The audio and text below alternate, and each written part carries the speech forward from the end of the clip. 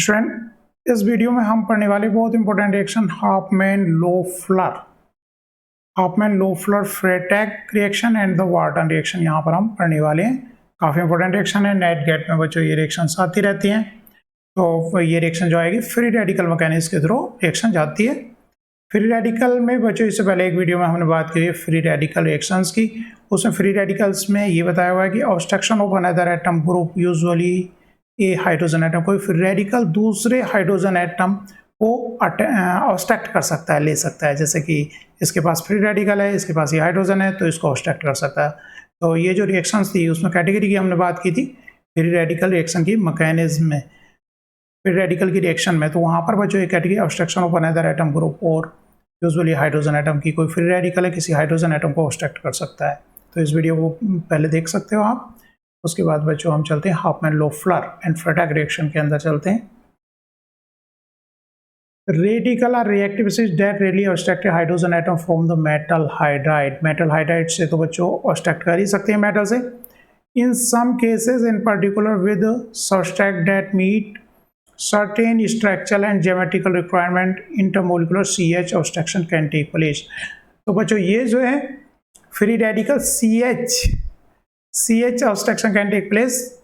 CH obstruct भी कर सकते हैं किससे बच्चों, CH से भी फ्री रेडिकल आगे रिएक्शन देखेंगे तो क्लियर हो जाएगी बात कि CH से भी हाइड्रोजन ऑब्स्ट्रक्ट ये कर सकते हैं, है ना। इंट्रामोलिकुलर, वो भी कैसा, विद इन मोलिक्यूल। जैसा कि पीछे अभी मैंने बताया फ्री रेडिकल क्या कर सकता है बच्चों, इसी पर बेस्ड ये रिएक्शन रहेगी। फ्री रेडिकल रहेगी दूसरे कार्बन का जो हाइड्रोजन है उसको भी फ्री रेडिकल ऑब्स्ट्रक्ट कर सकता है, वो भी कैसा, इंट्रामोलिकुलर। इंट्रामोलिकुलर मीनिंग क्या हो गया बच्चों, एक ही मोलिक्यूल के अंदर दोनों ग्रुप लगे हुए, ऑब्स्ट्रक्शन करने वाला भी और हाइड्रोजन भी। और ये जो हाइड्रोजन जो ऑब्स्ट्रक्ट करना होगा, the geometrical requirement dictate that the most frequently observed intramolecular reaction hydrogen transfer R alpha beta shift 1,5 hydrogen shift. मतलब ये जो हाइड्रोजन है कौन सा वाला होगा बच्चों, 1,5 शिफ्ट। तो कहने का मतलब ये हाइड्रोजन जो ऑब्स्ट्रक्शन होता है ये जो होता है 5th कार्बन का होगा। जैसे यहाँ से हम नंबर काउंटिंग जिसमें फ्री रेडिकल 1 2 3 4 और 5th कार्बन का जो हाइड्रोजन है उसका ऑब्स्ट्रक्शन करेगा। कुल मिलाकर के यहाँ पे जो ट्रांजिशन स्टेट हो रही होगी, क्योंकि 6 मेंबर ट्रांजिशन स्टेट ज़्यादा स्टेबल रहती है, 6 मेंबर बन रही होगी, इसलिए जो है ये 5th कार्बन का जो हाइड्रोजन है उसको ऑब्स्ट्रक्ट करता है। इसी एप्लीकेशन पर बेस्ड है बच्चों हाफमैन लोफलर और वार्टन रिएक्शन, जो कि हम जिनके एग्जांपल नीचे देने वाले हैं। तो यहाँ पर सिंपल मैंने 2 बातें की है बच्चों, वो समझ में आ जानी चाहिए यहाँ पे कि जो फ्री रेडिकल्स हैं, फ्री रेडिकल कार्बन पर जो फ्री रेडिकल हैं वो दूसरे किसी हाइड्रोजन को ऑब्स्ट्रक्ट कर सकते हैं।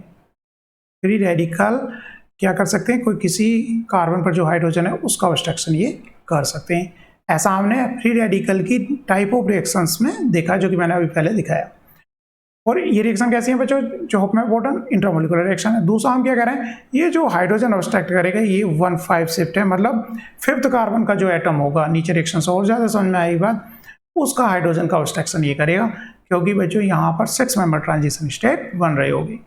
हम इसको देखते हैं विद एग्जाम्पल होमोलाइटिक क्लीवेज इसमें होगी। जैसे कि बच्चों ये एग्जाम्पल है, वाई कोई एटम है एक्स, तो अगर एक्स बच्चों ये बॉन्ड ऐसा है जो क्या है, वीक बॉन्ड है। कैसा बॉन्ड है बच्चों, ये वीक बॉन्ड होगा। कहने का मतलब ऑक्सीजन हैलोजन के बीच में बॉन्ड हो सकता है, तभी फ्री रेडिकल ये ब्रेकआउट होगा।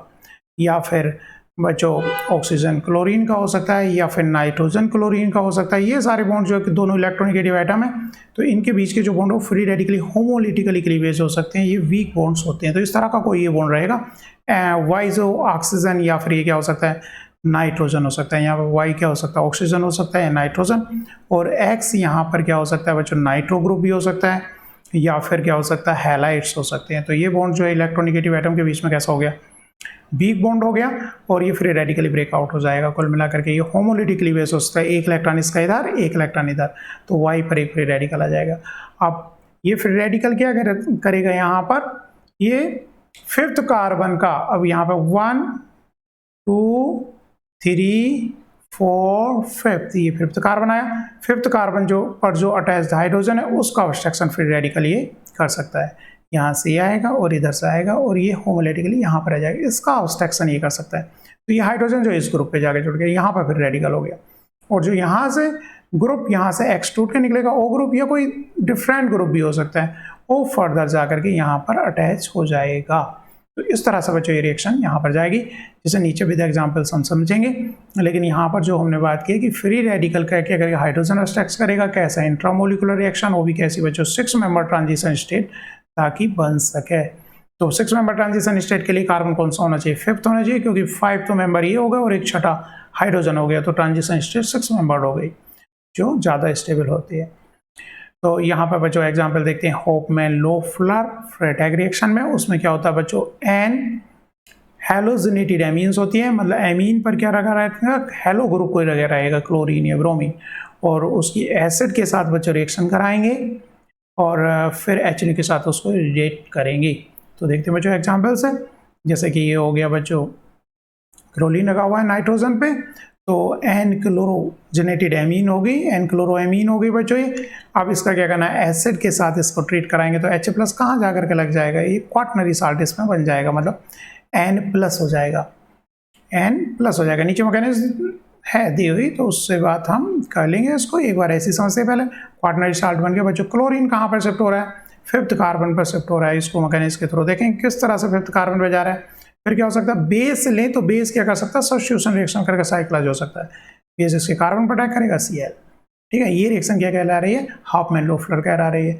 किससे, नाइट्रोजन क्लोरीन का बॉन्ड वीक बॉन्ड है, क्योंकि दो हेटेरो एटम के बीच में बच्चों, दो मोर इलेक्ट्रोनेगेटिव एटम के बीच का बॉन्ड जो है ब्रेकआउट हो जाता है, वीक बॉन्ड कहलाते हैं, क्योंकि दोनों बच्चों ऑक्सीजन ऑक्सीजन के बीच का हो गया, या फिर ऑक्सीजन नाइट्रोजन के बीच का हो गया, या ऑक्सीजन क्लोरीन, क्योंकि इनके ऊपर सभी के ऊपर क्या है बच्चों, इलेक्ट्रॉन है, नॉन बॉन्डिंग इलेक्ट्रॉन्स है, जो क्या कर रहे हैं इस बिंड में वो वीक कर रहे हैं, क्योंकि इलेक्ट्रॉन इलेक्ट्रॉन के बीच में क्या रहेगा, रिपल्सन रहेगा, रिपल्सन रहेगा। बहुत सारे बॉन्ड्स हैं वो वीक बॉन्ड है, जो इजीली होमोलिटिकली HNO में क्लीवेज हो जाते हैं।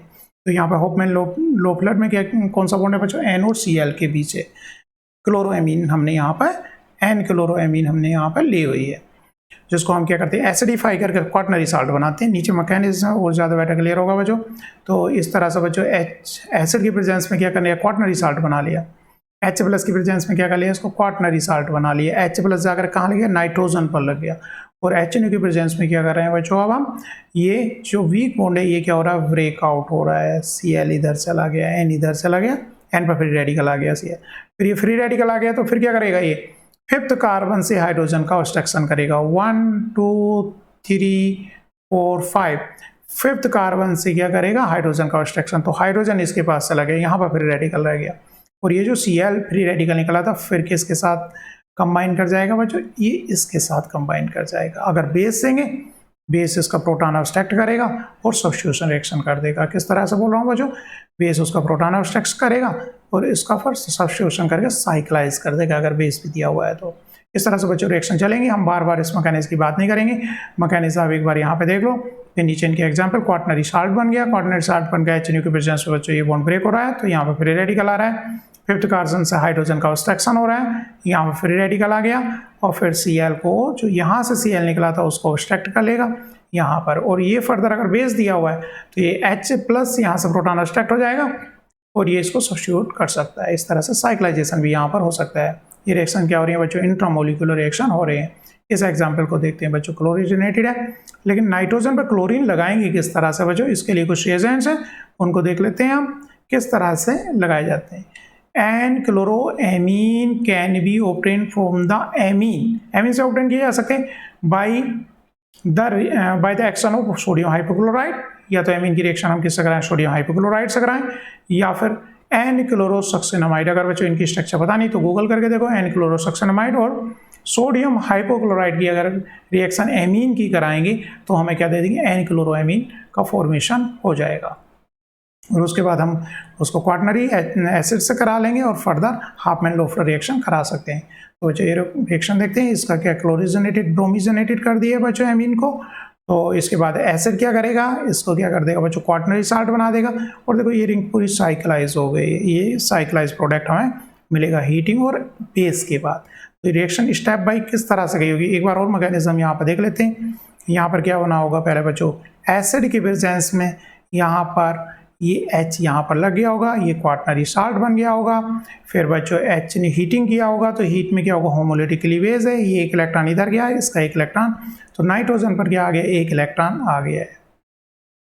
अब नाइट्रोजन फ्री रेडिकल है, क्या करेगा, 5th कार्बन पर जो हाइड्रोजन 1 2 3 4 5 5th हाइड्रोजन ऑब्स्ट्रक्ट कर सकता है 5th कार्बन का, ये इधर गया, ये हाइड्रोजन जो है कहाँ पर, ये इसके साथ रिएक्ट कर लेगा ये, तो ये जो है यहाँ पर बच्चों एक हाइड्रोजन पहले से था और प्लस चार्ज था, तो यहाँ पर भी एक हाइड्रोजन लग गया। ये क्या करेगा बच्चों, यहाँ पर फ्री रेडिकल जनरेट हो गया, ये फिर जो क्लोरीन है उसके साथ में फर्दर कंबाइन कर जाएगा, तो यहाँ पर क्या लग गया बच्चों, यहाँ पर Cl लग गया। In the presence of base, यहाँ से बेस क्या करेगा बच्चों, फिर से प्रोटॉन ऑब्स्ट्रक्ट कर लेगा, यहाँ पर हाइड्रोजन लगे हुए हैं, प्लस चार्ज है, बेस होगा तो OH निगेटिव, क्या करेगा, इस प्रोटॉन को ऑब्स्ट्रक्ट करेगा, यहाँ पर एनायन बनेगा, जो क्या करेगा, लोन पेयर्स क्या करेंगे, इस पे सब्स्टिट्यूशन रिएक्शन करके इस तरह से यहाँ साइक्लाइजेशन हो जाएगा। तो समझ में आ गया होगी मैकेनिज्म, पीछे हमने बच्चों देखी है मैकेनिज्म, फिर से समझ में आ गई होगी किस तरह से स्टेप चलते हैं। ब्रोमीन पहले क्या होता है बच्चों, ब्रेकआउट होता है क्वाटरनरी साल्ट बनने के बाद, फ्री रेडिकल 5th कार्बन से हाइड्रोजन का ऑब्स्ट्रक्शन करता है बच्चों, फिर Cl कंबाइन करता है और फिर सब्स्टिट्यूशन रिएक्शन होती है। अगर यहाँ से मैकेनिज्म समझ में नहीं आई तो इस स्टेप को आप देख सकते हो, क्वाटरनरी साल्ट बनने के बाद Cl free radical, free radical क्या करता है 5th कार्बन से हाइड्रोजन का ऑब्स्ट्रक्शन, और ये जो फ्री रेडिकल है ये फिर Cl के साथ कंबाइन। अगर बेस दे रखा है तो इसका एक प्रोटॉन ऑब्स्ट्रक्ट होगा और हम पहुंच गए इस सिचुएशन में, और लोन पेयर अटैक करके Cl को इस तरह साइक्लाइजेशन कर देता है। तो ये जो बच्चों हो गई कॉमन मैकेनिज्म हो गई। इसके बाद हम इसके कुछ एग्जांपल्स देखते हैं।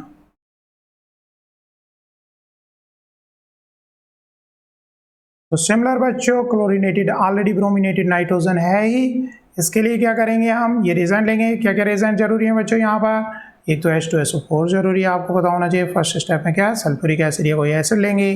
दूसरा क्या करेंगे बच्चों, या तो हीट करेंगे या फिर फोटॉन HNU डालेंगे और HNU डालेंगे बच्चों।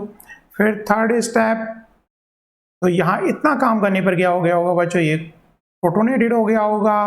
प्रोटोनेटेड होने के बाद बच्चों ये क्लीव हो गया होगा, और फिर क्या करेगा, हाइड्रोजन ऑब्स्ट्रक्शन करेगा, कहाँ से, इस हाइड्रोजन को ऑब्स्ट्रक्ट करेगा ये, ठीक है। और यहाँ पर जाकर के इस तरह से ब्रोमीन लग गया होगा। ब्रोमीन लगने के बाद क्या कर देगा वो, NaOH अगर दिया हुआ है तो उसको फर्दर सब्स्टिट्यूट कर देगा। इस तरह से बच्चों ये साइक्लाइजेशन हो गया। मैकेनिज्म इसकी ट्राई करो, अगर नहीं मैकेनिज्म समझ में आई तो इससे पहले जो मैकेनिज्म ने दी हुई है उसके सिमिलर ये मैकेनिज्म जा रहे हैं, सिमिलर वे में ये जा रहे हैं। और इसमें कुछ radical reaction, secondary hydrogen atom react more rapidly than primary. अगर बच्चों कहीं पर सिचुएशन ऐसी बन रही है कि वहाँ पर हाइड्रोजन ऑब्स्ट्रक्शन जो होता है वो क्या हो, यहाँ से हो या फिर प्राइमरी से हो रहा हो, तो हमारा सेकेंडरी हाइड्रोजन एटम से रिएक्ट करेगा। क्योंकि बच्चों सेकेंडरी हाइड्रोजन जो है वो क्या होता है, फ्री रेडिकल जो बनेगा सेकेंडरी वो क्या होगा, मोर स्टेबल होगा प्राइमरी से, क्योंकि इसकी स्टेबिलिटी क्या है बच्चों, कैटायन की तरह है। सेकेंडरी मोर स्टेबल है, फ्री रेडिकल प्राइमरी से मोर स्टेबल, कैटायन की जैसे इसकी स्टेबिलिटी है। और टर्सरी और ज़्यादा स्टेबल है, टर्सरी कार्ब फ्री रेडिकल क्या है, और ज़्यादा स्टेबल है।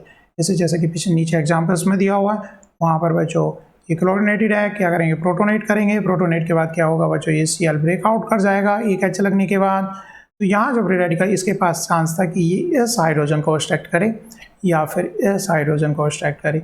तो ये कौन से हाइड्रोजन को ऑब्स्ट्रक्ट कर रहा है बच्चों, जो सेकेंडरी, क्योंकि secondary free radical more stable होता है। तो वहाँ पर क्लोरीनेटेड, इसकी मैकेनिज्म आगे पूरी करनी है बच्चों। तो कुल मिला करके बच्चों ये सेकेंडरी से क्या हो जाएगा, साइक्लाइज हो जाएगा।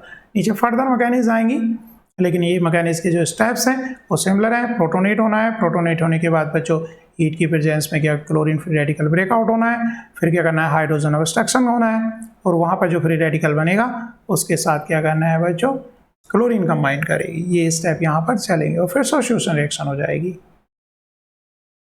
तो बच्चों कुछ और एग्जांपल्स में देखते हैं 6 मेंबर। जैसे कि क्लोरीनेटेड है तो यहाँ पर क्या होगा बच्चों, H2SO4 है, HNU है और बेस की प्रेजेंस में। तो एक क्लोरीन जो शिफ्ट हो रही है बच्चों इस कार्बन पर हो रही है, हाइड्रोजन का ऑब्स्ट्रक्शन जो हो रहा है इस कार्बन मिथाइल का हो रहा है, वहाँ पर Cl सब्स्टिट्यूट कर दे रही है। फिर यहाँ पर क्या होगा, यहाँ पर एक H लगेगा। इसके स्टेप्स कर लेते हैं बच्चों। ये फ्री रेडिकली पॉजिटिव हो गया, पॉजिटिव होने के बाद बच्चों ये क्या होगा, फ्री रेडिकली ब्रेकआउट होगा। तो यहाँ पर क्या आ गया, फ्री रेडिकल आ गया। ये फ्री रेडिकल का क्या करेगा बच्चों, इस कार्बन पर जो हाइड्रोजन है उसका ऑब्स्ट्रक्शन करेगा। तो हम कहाँ तक पहुँच गए बच्चों, इसका ऑब्स्ट्रक्शन होने के बाद यहाँ पर, तो इसका मतलब क्या है बच्चों, यहाँ पर ये Cl लग गया होगा और ये जो नाइट्रोजन है यहाँ इस पर क्या हो गया है, लोन पेयर आ गया है और O इस Cl को भगा दे रहा है हाइड्रोजन अब्स्ट्रक्शन होने के बाद, क्योंकि यहाँ पर 2 CH हो गए होंगे और बेस की प्रेजेंस में, हाँ बेस दिया हुआ है, बेस की प्रेजेंस में प्रोटॉन का अब्स्ट्रक्शन और इस तरह से ये साइक्लाइज यहाँ पर हो गई।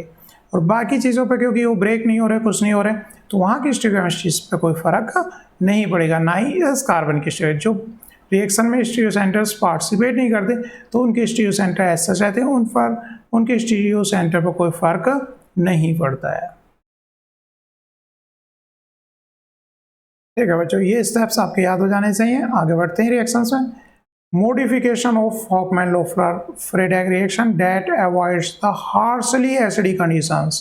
तो क्योंकि हाफमैन लोफलर में क्या ले रहे हैं हम बच्चों, एसिडिक कंडीशन ले रहे हैं, तो इसको क्या किया गया, मॉडिफाई किया गया, क्योंकि दूसरे एटम हो सकते हैं, दूसरे फंक्शनल ग्रुप हो सकते हैं जो क्या हो बच्चों, एसिड सेंसिटिव हो, तो इसलिए इसको क्या गया, मॉडिफाई किया गया है। तो यहाँ पर मॉडिफिकेशन में जो एन आयोडो या N bromo compounds is generated, कैसे जनरेट किए जाएंगे, by reaction with iodine and iodobenzene diacetate. तो आयोडीन जो हम लगाएंगे, अब कहाँ से लगाएंगे, आयोडीन एंड आयोडोबेंजीन डाइएसिटेट, इस रिएजेंट को याद कर लेना है बहुत अच्छे से। यहाँ पर हम आयोडीन पहले से लगा हुआ या हैलाइड ले रहे थे और फिर सल्फ्यूरिक एसिड ले रहे थे, तो सल्फ्यूरिक एसिड की उसमें नीड फिर हमें इन रिएक्शंस में नहीं रहेगी, जो क्वार्टरनरी साल्ट बनाकर ब्रेकआउट कर रहे हैं। तो इस रिएजेंट में आयोडीन लगेगा और फर्दर रिएक्शन चली जाएगी। तो बच्चों देखते हैं I2 और आयोडोबेंजो डाइएसिटेट बच्चों इन्होंने लिया है, जो आयोडीन से आयोडोबेंजीन डाइएसिटेट कंपाउंड है ये बच्चों आयोडीन की प्रेजेंस में। तो ये क्या करेगा, यहाँ पर I ग्रुप लगा देगा, यहाँ पर I ले गया, नाइट्रोजन क्या हो गया, पॉजिटिव हो गया in the presence of HNO। फिर क्या होगा बच्चों, ये ब्रेकआउट होगा आयोडीन, तो क्या बन गया, फ्री रेडिकल यहाँ पर हो गया। फिर इस हाइड्रोजन का ऑब्स्ट्रक्शन होगा, हैलोजन वहाँ पर शिफ्ट होगा, स्टेप सारे हों वैसे ही होंगे, बस इस रिएक्शन के मॉडिफिकेशन में जब ये ले लिया तो एसिड की नीड नहीं है, और यहाँ पर क्या लग जाएगा, ये हैलोजनेटेड हो जाएगा, ये आयोडीन यहाँ पर लग गया। आयोडीन होने से वो तो बहुत इजीली फिर ब्रेकआउट हो जाएगा, ब्रेकआउट होगा, फिर क्या करेगा, हाइड्रोजन का ऑब्स्ट्रक्शन होगा नाइट्रोजन पर और आयोडीन वहाँ चला जाएगा। तो हम कहाँ तक पहुँच गए बच्चों, इसमें आयोडीन पे ये हुआ, हाइड्रोजन का ऑब्स्ट्रक्शन वहाँ से हुआ, फिर आयोडीन यहाँ पर लग जाएगी और हाइड्रोजन एक यहाँ पर लगा हुआ, इसने 5th कार्बन से हाइड्रोजन का ऑब्स्ट्रक्शन कर लिया और ये लोन पेयर क्या करेंगे, इसको फर्दर सब्स्टिट्यूट कर देंगे, मैकेनिज्म सिमिलर रहेगी और इस तरह से। तो यहाँ पर ताकि एसिड की जरूरत ना पड़े, ये सारा ये रिएजेंट क्या करेगा, एक तो आयोडीन है ना, आयोडीन देगा, वहाँ पर एन आयोडो कंपाउंड का फॉर्मेशन हो जाएगा और सीधा इरिडिएट करने पर उसको बार में हीट करने पर या irradiate in the reaction mixture promote the formation of nitrogen center radical, nitrogen center radical हो जाएगा, उसमें रिमोट हाइड्रोजन, दूर की हाइड्रोजन का फिर ऑब्स्ट्रक्शन हो जाएगा। The reaction particularly effective with carboxylic amide और सल्फामाइड और फॉस्फोरामाइड्स। तो इन पर्टिकुलर फंक्शनल ग्रुप पे ये काफ़ी इफेक्टिव रिएक्शन है, जब यहाँ पर बच्चों क्या रहता है, कार्बोनिल ग्रुप हो, नाइट्रोजन हो, ठीक है, कार्बोक्सिलिक एमाइड हो या सल्फोअमाइड है या फॉस्फोरामाइड्स हो।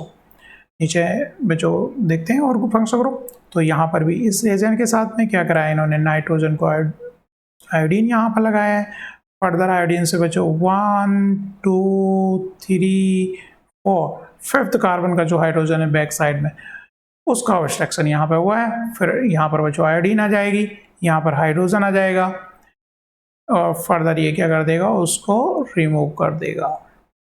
तो इस तरह से बच्चों सेम साइड बैक साइड से, तो ऑब्वियसली बात है साइक्लाइज होगा तो वो बैक साइड से ही होगा इस साइड में, क्योंकि ये ऑलरेडी ये बॉन्ड की स्टीरियोकेमिस्ट्री चेंज नहीं हो रही, नया बॉन्ड बच्चों ये फॉर्म हो रहा है यहाँ पर, लेकिन ये बैक साइड से तो मोस्ट प्रोबेबली चांसेस हैं कि वो बैक साइड से ही आयोडीन को रिप्लेस करेगा और इस तरह से बच्चों साइक्लाइज ये हो जाएगा।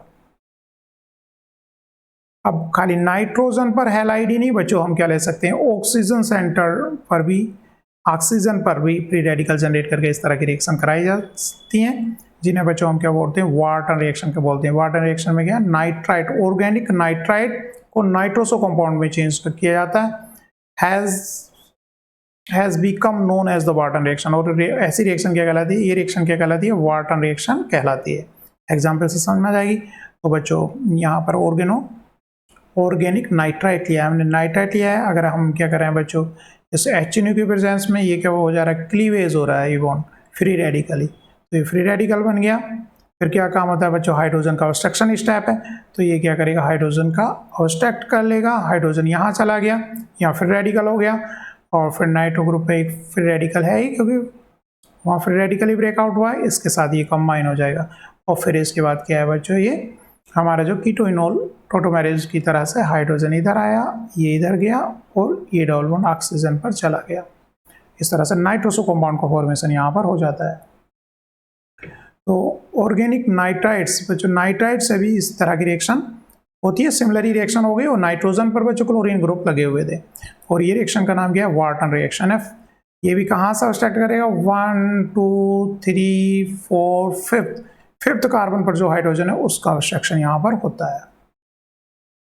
कुछ और एग्जाम्पल हम वार्टन रिएक्शन के दें तो बच्चों, यहाँ पे ये कंपाउंड लिया है, ये क्या करेगा बच्चों, जो हाइड्रोक्सी ग्रुप है वहाँ पर नाइट्रो ग्रुप को लगा देगा, और Cl यहाँ से रिमूव हो जाएगा।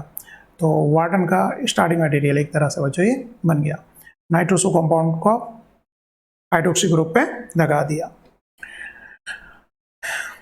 तो HNO के प्रेजेंस में क्या होगा बच्चों, ये फ्री रेडिकल, ये वीक बॉन्ड है, तो ये ब्रेकआउट होगा, तो ऑक्सीजन फ्री रेडिकल बन जाएगा, ऑक्सीजन फ्री रेडिकल बन जाएगा। और इस पे 1 2 3 4 5th पर जो कार्बन है उससे हाइड्रोजन का ऑब्स्ट्रक्शन फिर यहाँ पर ऑक्सीजन पर आ जाएगा, और नाइट्रो ग्रुप कहाँ पर, यहाँ पर कंबाइन करके, और टोटोमेरेज से क्या बन गया बच्चों, इस तरह से ये बन गया है। और फिर बच्चों अगर ये ग्रुप है नाइट्रो ग्रुप, जब RCNOH अगर इसको हाइड्रोलाइज कर दें, सी डबल बॉन्ड एन को बच्चों को कहीं भी हम हाइड्रोलाइज करें तो कार्बोनिल में, ये ध्यान रखो, कार्बोनिल में ये चेंज हो जाता है। तो ये कंपाउंड यहाँ से ब्रेकआउट हुआ है, इसका क्या हुआ, ये हाइड्रोलिसिस हुई है तो कार्बोनिल में चेंज हो गया है बच्चों, ये कार्बोनिल में, और जो हाइड्रोक्सी ग्रुप है फिर उसने वहाँ पर अटैक कर दिया है, कार्बोनिल है तो साइक्लाइज हो गया कार्बोनिल। फिर कहने का मतलब यहाँ से ये आया, ये ग्रुप जो है बच्चों क्या बन गया, कार्बोनिल हो गया, यहाँ पर क्या है, हाइड्रोक्सी है, तो इसके लोन पेयर वहाँ पर अटैक कर रहे हैं, हिमीएसिटल का फॉर्मेशन यहाँ पर इस तरह से हो रहा है, हिमीएसिटल का। हाँ, तो भी बच्चों ये भी एक एप्लीकेशन की किसकी रही, वार्टन रिएक्शन की एक एप्लीकेशन रही है। नीचे और रिएक्शंस देखते हैं।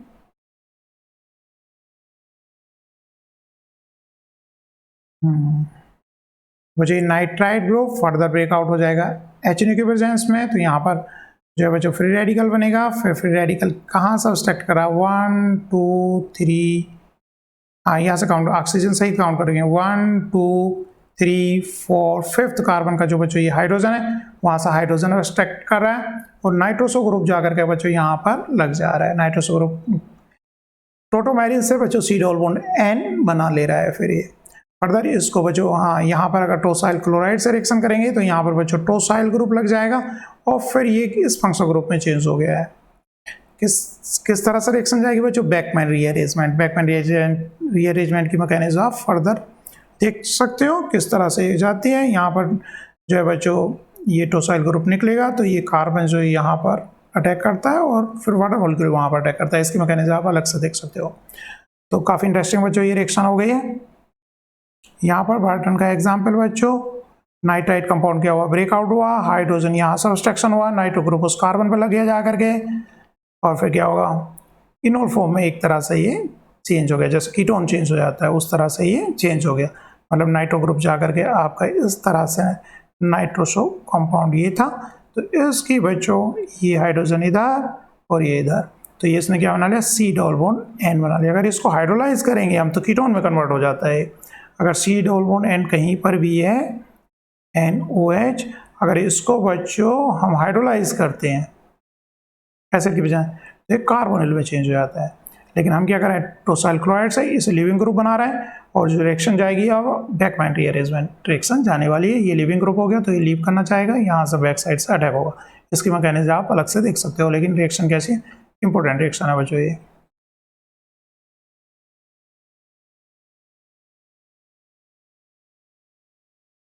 तो बच्चों जरूरी नहीं है कि हम नाइट्रेट ही लें, हम क्या ले सकते हैं बच्चों, उनकी जगह ऑक्सीजन पे हाइपोहेलाइड्स की क्लोरीन लगे हो, ROCl ग्रुप भी हो सकता है, जैसे NO ग्रुप था तभी हम ऑक्सीजन पर फ्री रेडिकल जनरेट कर सकते हैं। देखते हैं बच्चों एग्जाम्पल से, उसी तरह से रिएक्शन जाएगी। तो यहाँ पर बच्चों हमने हाइपोहैलाइड्स लिए, हाइपोक्लोराइड ले लिया, ऑक्सीजन, ये बॉन्ड वीक है तो HNO की प्रेजेंस में क्या होगा बच्चों, ये बॉन्ड ब्रेक आउट हो जाएगा। तो यहाँ पर क्या हो गया, फ्री रेडिकल जनरेट हो गया। इसका नेक्स्ट काम क्या है बच्चों, हाइड्रोजन ऑब्स्ट्रक्शन है 5th कार्बन से, ताकि 6 मेंबर ट्रांजिशन स्टेट बने। तो ये फ्री रेडिकल बच्चों यहाँ पर बन गया है। क्लोरीन जो फ्री रेडिकल था वो क्या करेगा बच्चों, यहाँ पर कंबाइन कर लेगा और बच्चों ये क्या कर देगा, इसको सब्स्टिट्यूट कर देगा। सिमिलर रिएक्शन होगी हाफमैन लोफलर जैसी, खाली यहाँ पर क्या है बच्चों, ऑक्सीजन है और वहाँ पर क्या था बच्चों, एमीन था, एमीन पर क्लोरीन था।